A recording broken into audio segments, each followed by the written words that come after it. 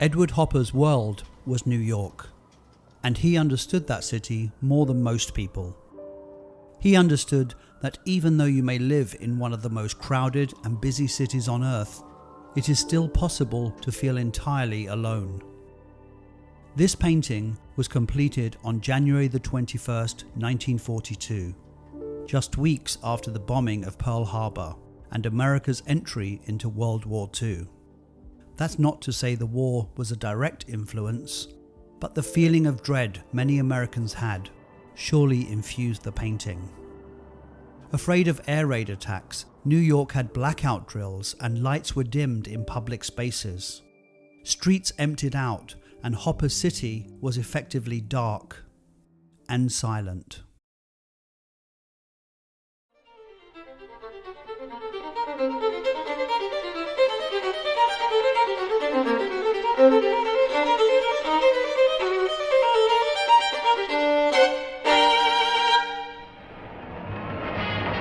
The route was past miles of tenements, giving the passengers a glimpse into every window.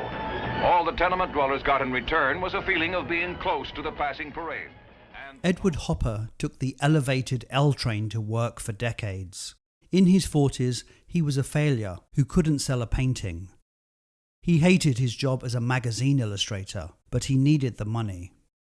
His paintings were pretty much ignored by critics, while his fellow artists enjoyed success and fame. But Hopper was convinced of his talent, and even when he was broke, he only accepted illustration work 3 days a week. Illustration really didn't interest me. I was forced into it by an effort to make some money, that's all. The rest of the week, he painted extraordinary images. He spent his entire adult life in New York City, most of it in a small walk-up apartment in Greenwich Village. Eventually, his wife Jo would move in. It was not a happy marriage. They argued a lot, and it was explosive, at times violent, and extremely codependent.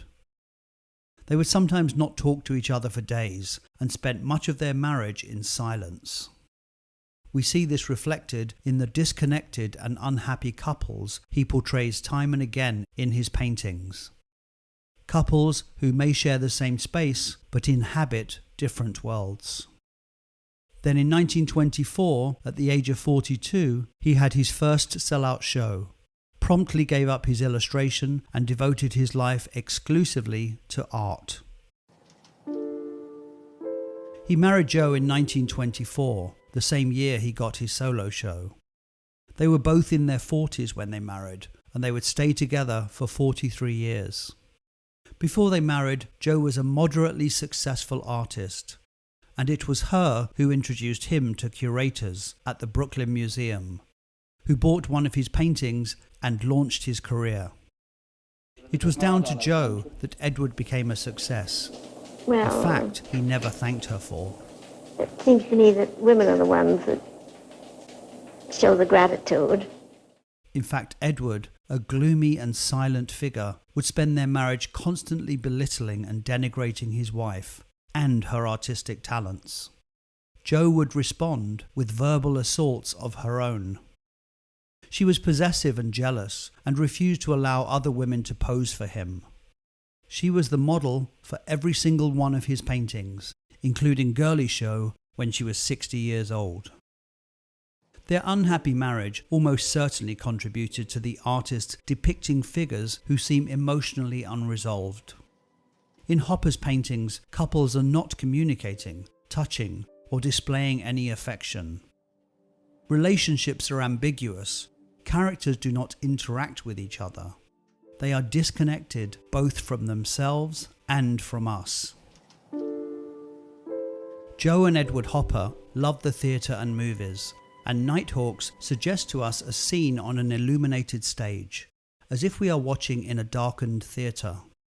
His compositions were often influenced by set design, stage lighting, and the kind of aggressive cropping and angles we see in cinema. With Hopper's work, it is important to focus on the preparation. Finding the right subject matter crippled him with anxiety. Once he decided, there followed months of research, preparation, and mostly sketching. There are 19 surviving sketches for Nighthawks, but he would have done many more. Hopper would use life drawings to establish a visual understanding, and then relied on his subconscious to refine the final composition of his paintings. We know from Jo's notes on the painting that she posed for the woman and Edward posed for the three men. He dismissed his years spent illustrating magazines, but along with the preparation skills he picked up, it also helped to hone his storytelling abilities. He planned Nighthawk like a film director, storyboarding the painting ahead of its creation. He prepared props, the position of hands, the distance of the couple, the clothes, and everything was documented by Jo. Then he worked out the angle of the diner's window and its position in the street like an architect. Hopper uses strong diagonal lines for the diner that converge off-screen and suggest a space outside the painting, but also lead the eye to the right. No matter which side of the painting you look at first, the clever use of perspective pulls your eyes towards the four figures in the diner. He uses colour to achieve this too. Darker tones of red and green outside the diner stand out against the bright yellow interior, causing our gaze to shift from exterior to interior. There is no life outside the diner, and what details there are minimal. We see a cash register across the way in an otherwise deserted store. We see an ad above the diner, but the buildings around are devoid of life. This is a world shut down. The large window not only creates a barrier between the viewer and the characters, but also emphasizes the silence inside the diner and adds a voyeuristic touch. The characters are trapped like specimens in a jar. Windows and looking through them feature in so many of Hopper's works, and we are often looking at an angle. Although he was often grouped with the American realist painters, he once said, "I think I am still an impressionist." The ideas of one artist in particular, Gustav Caillebotte, was a major influence and is rarely discussed.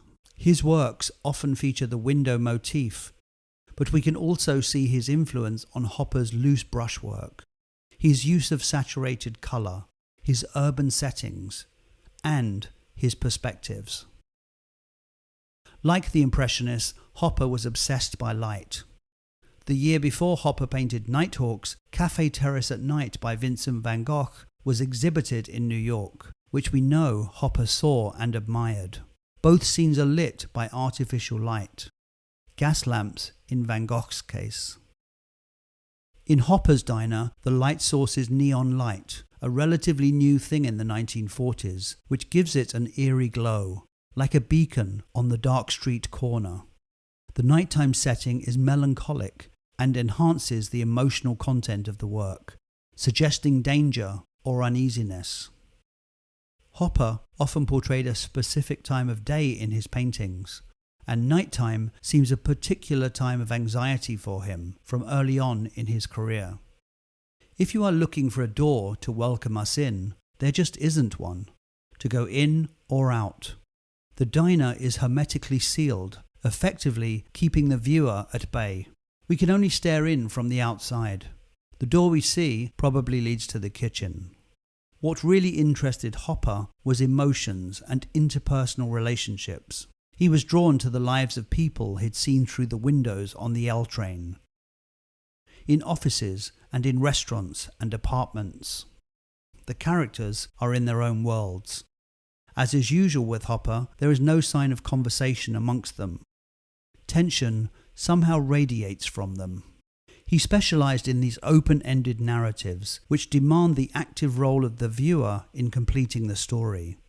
He plays with our expectations, with our unconscious mind. This unrelated image, painted 2 years before Nighthawks, is a radically different subject matter, but there is still a sense of foreboding, a feeling that the story will continue outside the frame. Couples and their lack of emotional interaction was a theme in Hopper's work, and this would increase as he got older, and his relationship with Jo more distant. The couple are physically close, yet psychologically miles apart.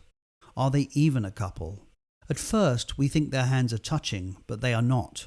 Her coffee cup is steaming. His is stone cold, perhaps suggesting he has been waiting a while for her. The title of the painting came from Joe, who described this character as having a hawk-beaked nose. He is holding an unlit cigarette, which in Hopper's original sketch was in the woman's hand. The isolation of the solitary man with his back to us is accentuated by the couple. A closer look shows us that he is holding a glass with his right hand, and he has a newspaper folded flat underneath his left. The front page, no doubt, full of news of the war. It is unclear who this random glass is for. Maybe it's for us. Along with everyone else, the waiter is not conversing or even making eye contact with anyone else. He is just staring out of the window.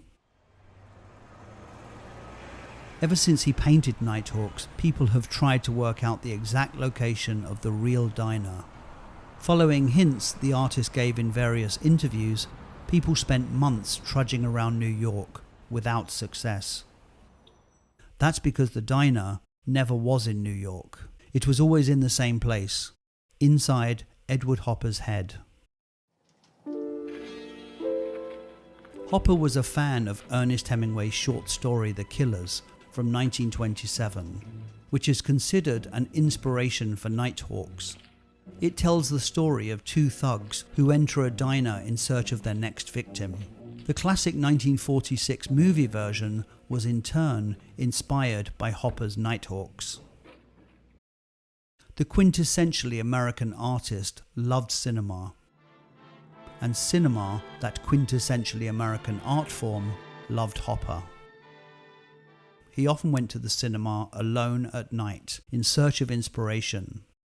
Film noir was a primary influence, and we can see this in what many consider to be the first film noir, released 1 year before he completed Nighthawks. It is said that while shooting Force of Evil, the director took the cinematographer to an exhibition of Edward Hopper's works and said that he wanted the picture to look like those paintings. Hopper said that even his early works may have been influenced by German expressionist cinema he saw in Paris. When it comes to the filmmakers themselves, Hopper is arguably the most influential artist of all time. A new generation of filmmakers would pay homage to Hopper's use of high-contrast lighting, his American settings of anonymous apartments, diners and bars, by his extreme cropping and decentralized framing. But in particular, they would be inspired by the characters he painted. Characters waiting for their stories to be told. Nighthawks itself was faithfully recreated for the movies, with the diner becoming a shortcut to emotional dysfunction. Nighthawks, like the best movie, is not just about composition and style. It is a masterwork that in a single frame can suggest to us a narrative that stretches far beyond the picture plane.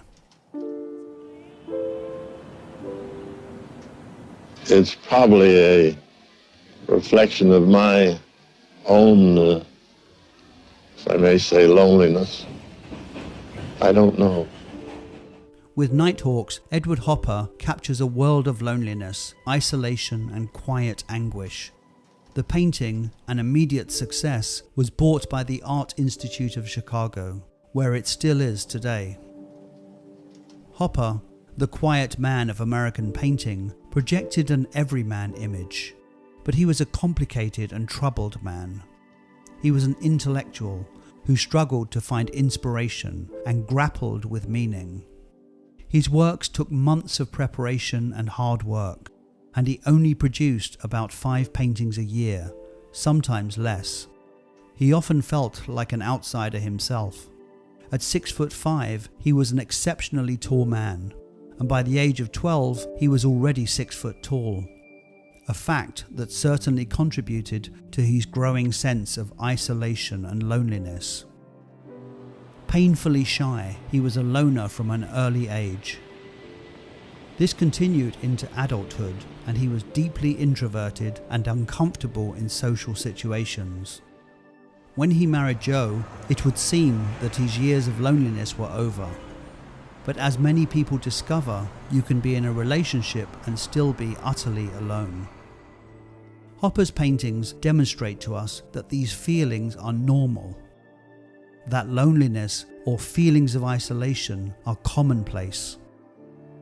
Ironically, his paintings show us that actually we are not alone.